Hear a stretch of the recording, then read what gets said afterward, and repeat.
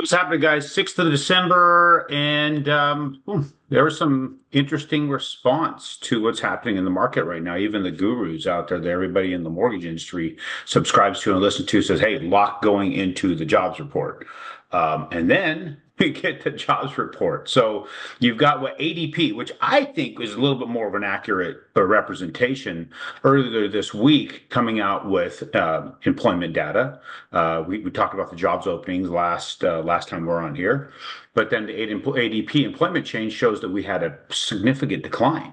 It was revised down from 233,000 to 184,000. So that downward revision with the information was broadcasted out, and then it was a forecast through ADP, at least, that people were determining where it was going to go of 190,000, went down to 146. So from 190, they estimated would probably be what the report is, but when it was calculated and figured out, it dropped to 146,000. So that was pretty alarming. Everybody's like, okay, we know coming when the jobs report comes out later this week, it could have a pretty negative effect. It's not what we got. So now we had the claims, the job claims went up. We had the jobless claims, and that was the initials, and then the continuing claims stayed fairly flat. I mean, they weren't far off of where they were before. 1.896 to 1.871. That's still a lot, but it's still fairly flat considering. Then you get to the Bureau of Labor Statistics. We have non-farm payrolls, and you have average work week, average hourly earnings. So what we have is a revision to 36,000 on non-farm payrolls to the last reading, revised up from 12,000. That's a pretty significant jump. We anticipated, at least there's a forecasted number of 220,000. The report they're giving us, and we know that the Bureau of Labor Statistics is really good at giving us a wrong number, 227,000. That's how much we've had as far as an increase in payrolls. Then we got the non-farm private payrolls. They said it was down. Initial previous reading was negative 28,000. Now it's actually been revised to just only negative 2. So that's a 26,000 swing. Their forecast was 190,000. It was actually 194,000. So that going up. So that's not quite jiving with what was anticipated.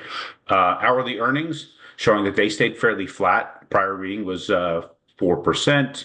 There was forecast to go down to 3%, but actually stayed at 4%.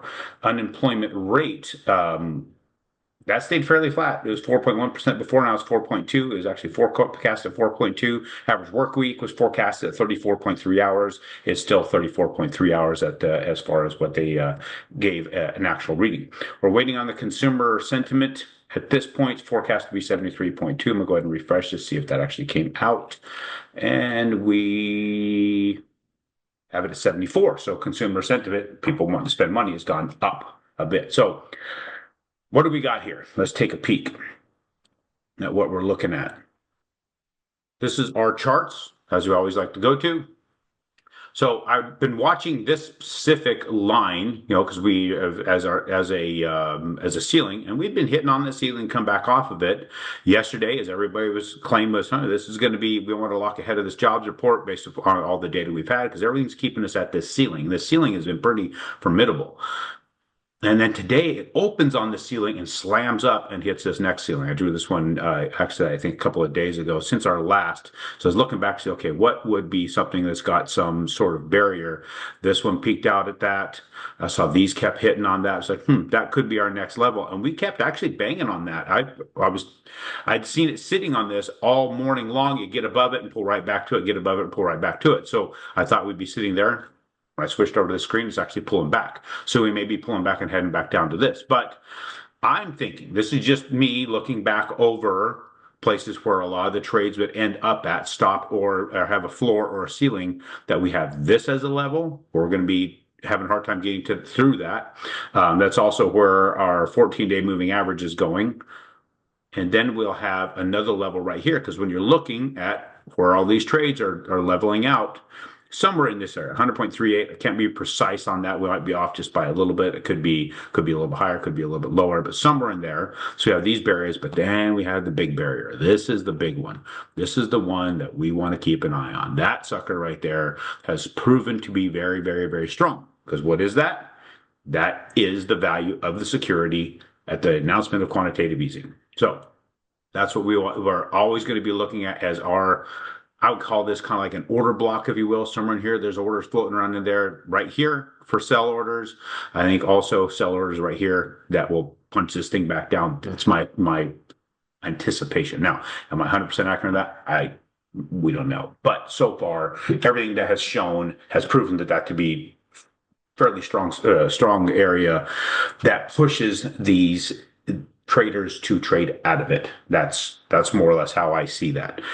Now, you're going to be looking at the news, people talking about the tariff thing.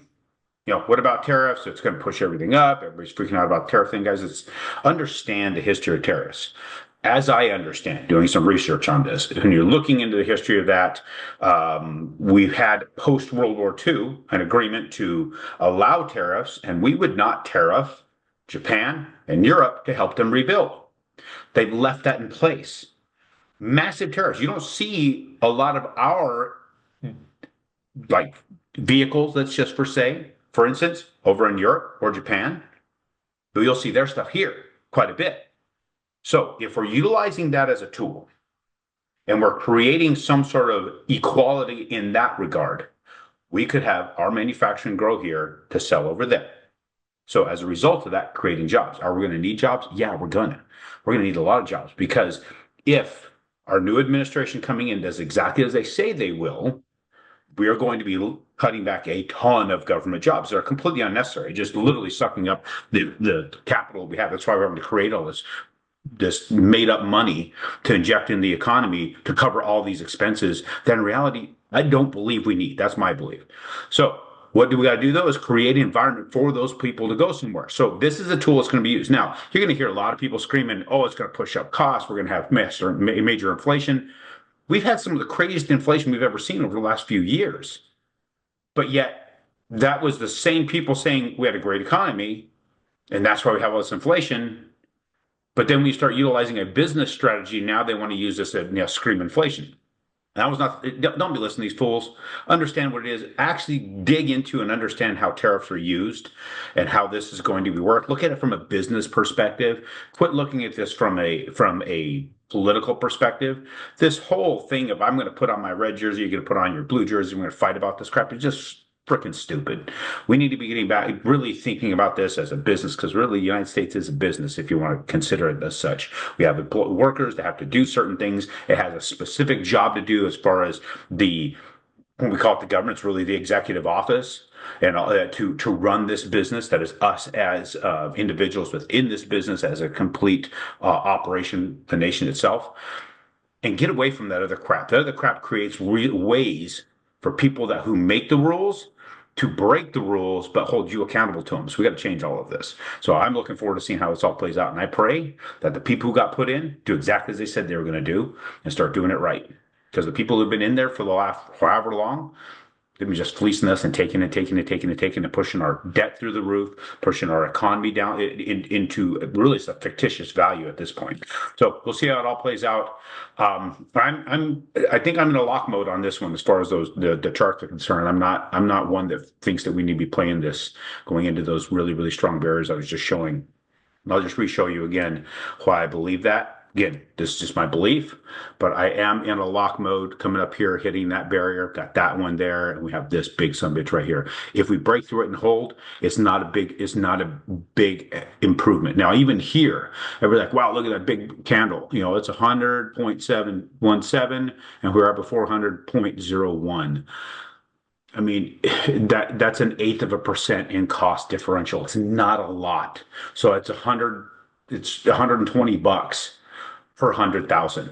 That's a lot the person's trying to save, but then you have a lot of risk down below. So I am personally not going to sit here and say, float this thing out. I think we need to just protect what you got while you got it.